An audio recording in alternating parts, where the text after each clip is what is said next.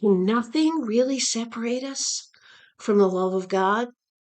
We know that that's what his word says in Romans 8, that nothing can separate us, not trouble, distress, persecution, angels, life, death. But do we feel that way? Most of us don't feel that way.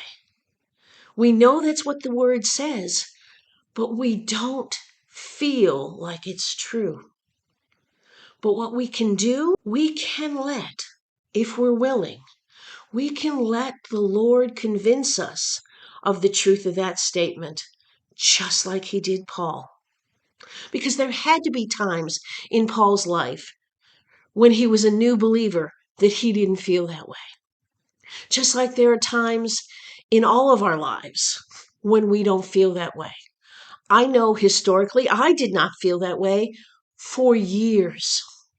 Because of the life that I've lived and the abuses that I lived through, I was absolutely convinced that Father God didn't love me.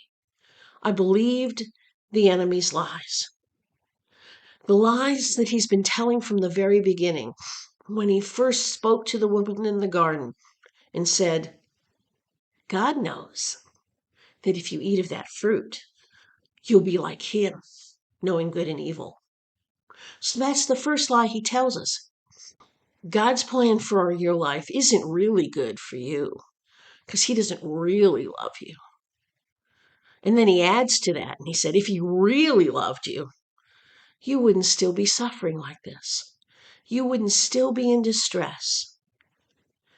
And that second lie has two more underlying lies. And that is, first, that the Father is actually the source of this suffering or distress.